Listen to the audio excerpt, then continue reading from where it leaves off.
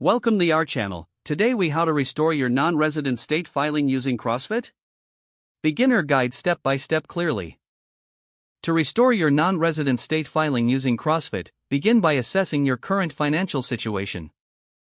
Gather all necessary documents related to your income and previous filings. Log into your CrossFit account to ensure you have access to the platform's tools. Navigate to the section dedicated to tax filing and financial management. Review any previous entries to understand your past filing practices. Calculate your income that is subject to non-resident state tax by identifying sources from your home state. Adjust your income figures to reflect any changes since the last filing. Select the appropriate forms for your non-resident state from the available templates. Fill out the forms with accurate information, ensuring that all numbers correspond to your calculations. Double-check the completed forms for any errors or omissions. Once satisfied with the entries, save a digital copy for your records. Submit the forms as per the instructions provided by your non-resident state tax authority.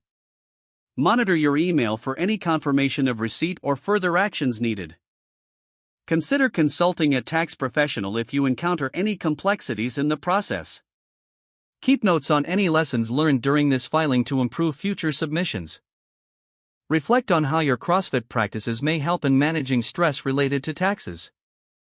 If the page does not load, refresh the browser or try again in a private or incognito window.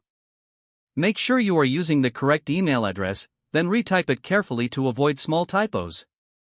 If your password is not accepted, use the reset option and create a new strong password you can remember.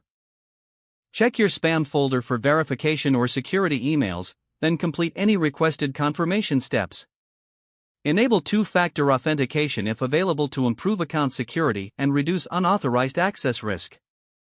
After signing in, review your profile details so your contact information and settings are accurate and current. If you see an error message, note it down and try again after restarting your device and internet connection. Log out when you finish, especially on shared devices, to keep your account and payment information secure. If the page does not load, refresh the browser or try again in a private or incognito window. Make sure you are using the correct email address, then retype it carefully to avoid small typos. If your password is not accepted, use the reset option and create a new strong password you can remember.